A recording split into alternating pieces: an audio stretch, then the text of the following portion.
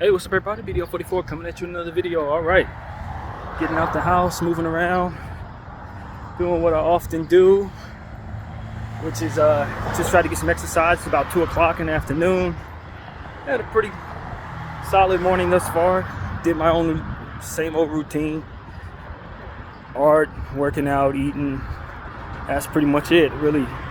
Same old same.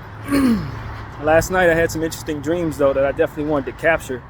I was considering making a video last night right after the dream to try to keep myself with as many details of it as possible, but I was a little too tired to do all that talking. I didn't really feel like staying up. That was the only reason why I didn't know, because it was interesting, man. So basically, I'll try to remember as much as I can. I'm sure some of those details have faded away since I went back to sleep and had another dream after that. But the dream I wanted to capture essentially had me right over there on Sunset by where I often go to Target at my mom's old job, KTTV. And it didn't look like it had looked. That they tore that building down many years ago, but it looked different to me. I just understood it to be that building. And essentially in this dream, my ex-girlfriend, one of my most prominent exes, I guess had worked there, and I was going there for a tour of some sort. Don't know why I was taking a tour of a building that I in theory should already know, but that's not the point. The point was somebody was walking me through there to an area where you could both record and view recordings. But the way it was set up was so detailed. It was like a little back room area in like almost like a dungeon-like space. And the way the thing was set up was the screen that you look at is almost like a movie theater screen to the left of you as you go through the door. And it's like facing this, like this. So you have to turn to see it.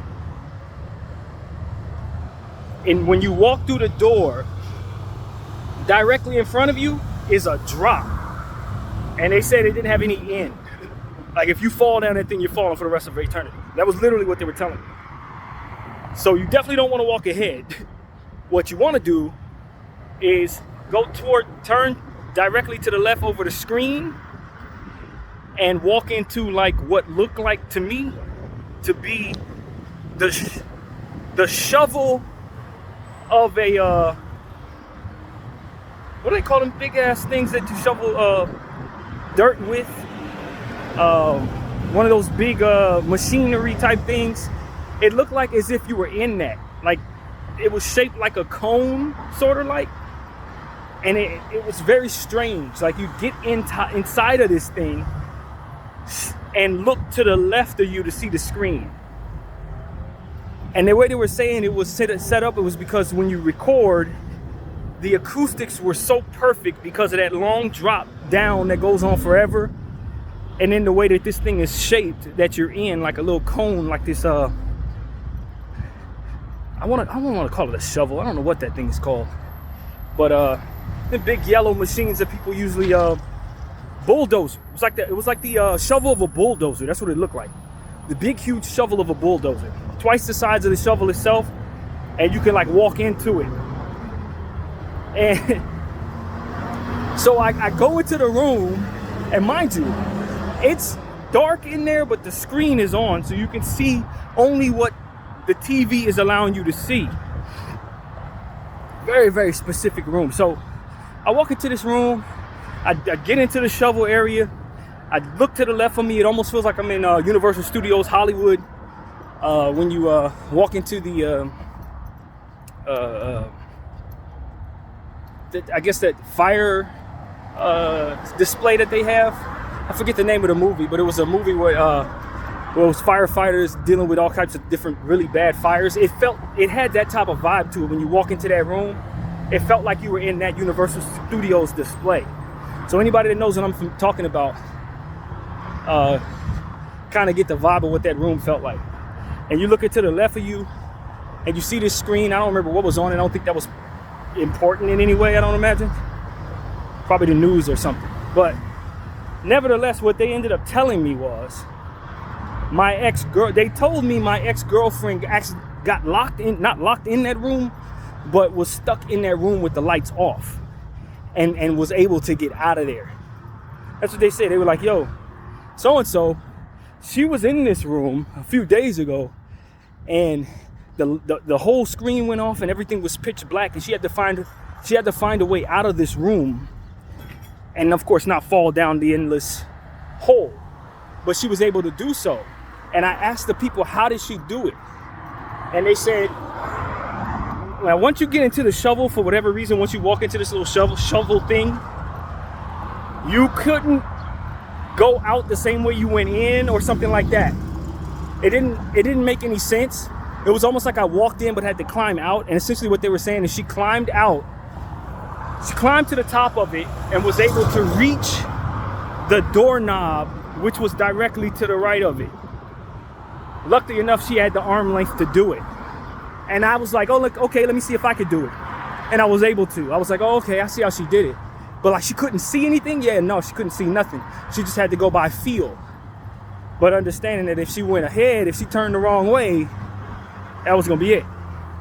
I'm like, why would you have a room like this? Why would a room even be like this? They were like, because of the acoustics. Because the acoustics are perfect. Because of exactly how this is set up, the acoustics are perfect. So that was very strange to me, to say the least. And I ended up waking out of that dream like, what the hell is going on with my ex? Why am I going back to that place in my mind? And there were other aspects of that dream that I really don't remember that I felt were important, which is why I should have did the video right afterward. But that was what it was, man. And then from there, I ended up going back to sleep, waking up. After waking up and having that dream, I went back to sleep, and I ended up finding myself in a very specific dream that was very strange as well. I was on the basketball floor of a game that kept changing. And what I mean by that is, it seemed to me that I was at a Washington Wizards basketball game at the beginning of the dream. And Denny Advija, a basketball player that happens to be from Israel, I don't think that's by accident in regards to my dream, but I was on the court with him, and I was just giving him props for how good he was as a player. I patted on his shoulder. I was like, yo, dude, you really good at what you do, man. Didn't mention anything about nothing going on in real life or nothing like that. I was just saying, yo, you really good at what you do, bro. Like, props, man. And you're a really good player, bro. Something that was about as much as the conversation was. I don't know why I was on the court. I don't know if it was not a game, but more so like some type of gathering or something that they were doing, and you happened to gather on the court. Maybe they're having some type of fan appreciation night or something. Who knows, bro? I don't know what that dream was trying to express to me. But that's what ended up happening. I ended up having a conversation with him, and he went off to do his own thing. I don't know, he disappeared out of the dream. And a woman that was supposed to represent his wife, this is strange as hell, came up to me, and mind you, there's 19,000 people in the room. The whole place is filled, and I'm on the court, and I guess I'm sitting down on the court. If you can imagine, I'm like sitting down, and she got down there with me and tried to start getting at me, like trying to hug up on me. I'm like, yo, this is this man's wife. Now, mind you, I don't know of Denny Avdija's wife. I don't know of Denny Avdija personally in any way. For all I know, he don't have no wife. But apparently, the way this woman looked, she looked like she was a biracial woman of half Indian, not Native American, but from India, half black. And I could tell that somehow. But that's who she looked. Very, very, very exotic, very model-looking woman. Definitely not somebody I'm pushing away in real life, but under those circumstances, it seemed like a smart idea. I just walked away from this individual, giving him props, and all of a sudden his wife is walking up to me, trying to come on to me in front of 19,000 people. And it felt to me in the dream like I was being tested. Like this woman didn't actually want me. She just wanted to see where my loyalty lied, or trying to coerce me into something that would get me in some obvious trouble, or somewhere in that ballpark. It didn't feel authentic to me, but she was coming on strong. But it felt to me, as I'm in that situation, I felt very self-conscious that everyone was watching and seeing what I was gonna do next. Like, is he gonna walk away with this woman? What is he gonna do? It felt like the whole room was watching me, trying to see what I was gonna do in that situation. And so I ended up telling her, like, look, I just met your husband. I know that's your husband. I'm not with none of that. I don't know what type of games you playing, but you know, I got my space. I told her, you know, I'm gonna step away from you now, or something along them lines. She didn't fight it. She didn't resist. She didn't give me bad energy or nothing. It was just like, all right, cool. If you gonna, you know what I mean? It was that type of thing. But I felt like I was being coerced. Once I started realizing what was going on, I'm like, what is actually happening in my dream? Like, what is the correlation between this basketball player being from Israel and me being self-conscious that I'm being roped into something that can ultimately make my character look worse? I was like, that's what came to mind. I'm like, yo, I started thinking about what my opinion is about what's going on in the world today. And I started thinking, like, they're trying to get to me. They're trying to get me. This is what they're doing. They're trying to put me in a situation with some woman so that I can be coerced into something that ain't gonna be good for me, however that looks. And so I started to become very paranoid in the dream. I'm like, yo, let me get the hell out of this place. And as I was starting to leave the building, it wasn't no longer a Washington Wizards building, which is what the correlation is between the game changing. Now I'm leaving a college building. It's a college building, a UCLA game. But they had changed the UCLA colors and logo and all that stuff into something completely different. It actually looked more like a USC game. Their colors were similar to USC colors. It was strange how that thing changed. And once I realized I was in a different building, I kind of like stopped and turned around and just admired the brand change of UCLA. I'm like, yo, this is a Bruins game? Like, what the hell's going on? And in the room itself, like the stadium I was in, suddenly felt more like a smaller gym. And I'm looking around, I'm like, yo, this is a nice gym. That's exactly where my head was going. Like, this is set up really nice. It had like a throwback feel to it. It almost felt like I was in a college game in the 60s or the 50s or something like that. The way the building was set up, the way the logo was and everything was just throwback. Everything was throwback. And I'm like, you know, this is, you know, I don't know if I want to leave now. All of the stuff that I was most paranoid about suddenly turned into something entirely different. And now I'm happy to be here.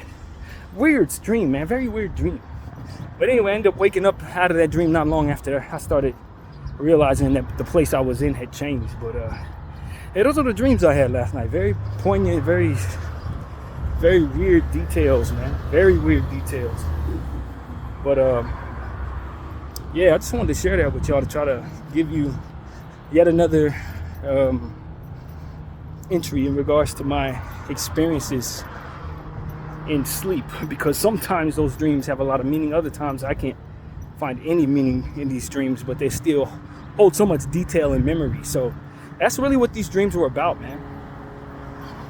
But it just seems kind of strange to me how all of that ultimately came together and how my subconscious chose what it saw in the way that it did.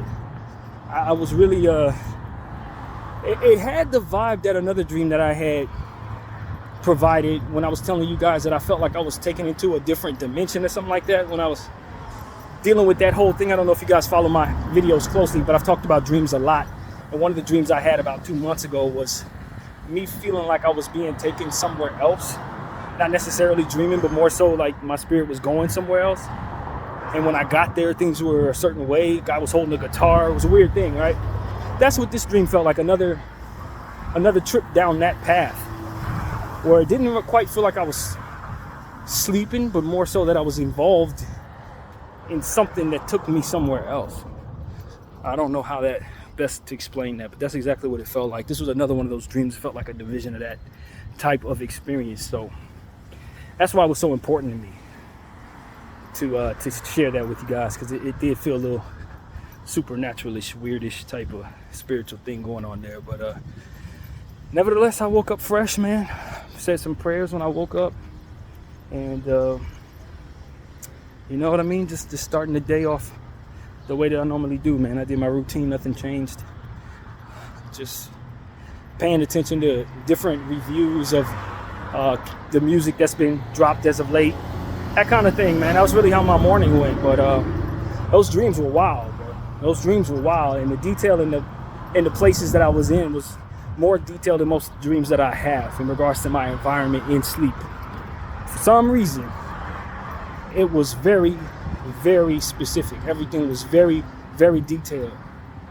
And so, yeah, man, that's just what it is. I don't assume I know what God is doing with me or if there's anything to that at all. But I often like to consider my dreams, man. And, you know, it was kind of strange because that building that my mom used to work in over there on Sunset, it's across the street from Channel 5, KTTV, I believe is the name of it, KTLA. Yeah, KTTV was where my mom used to work. KTLA is Channel 5 right next door. Channel 5 is still there. And I woke up this morning to find out one of my favorite news anchors passed away from that station. So that was kind of correlated in a way. It just kind of felt like all of that kind of came together in a weird way, you know what I mean? His name was Mark Rubin, I believe his name was. I enjoyed him a lot watching in the mornings before going to school when I was a kid. And he would be on morning news, Channel 5 morning news. And so seeing him every day with my mom, watching him a lot, and then to find out he passed away this morning after having a dream like that, where I know damn well I was right next door to where he worked for 30 years, however long it was. Just felt like a thing. I don't know what quite it was, but it felt like a thing to me. So, yeah, man, rest in peace to Mark Rubin. Definitely enjoyed his work throughout the course of his years, man. So, yeah, that's pretty much the end of that conversation, man. I don't know if I gave you the best version of those dreams because, quite honestly, it's been hours since I was asleep. And I should have made that video when I was thinking about making it. But I was still sleepy. I wanted to go right back to sleep. It wasn't that serious. It wasn't like I was disturbed by the dream in any way. It was just very, very weird. So there you have it, man. That's really all I want to say about this video in regards to this video. Hope everybody's having a great day. And that's pretty much it. Video 44. Thank y'all for watching. I'm out.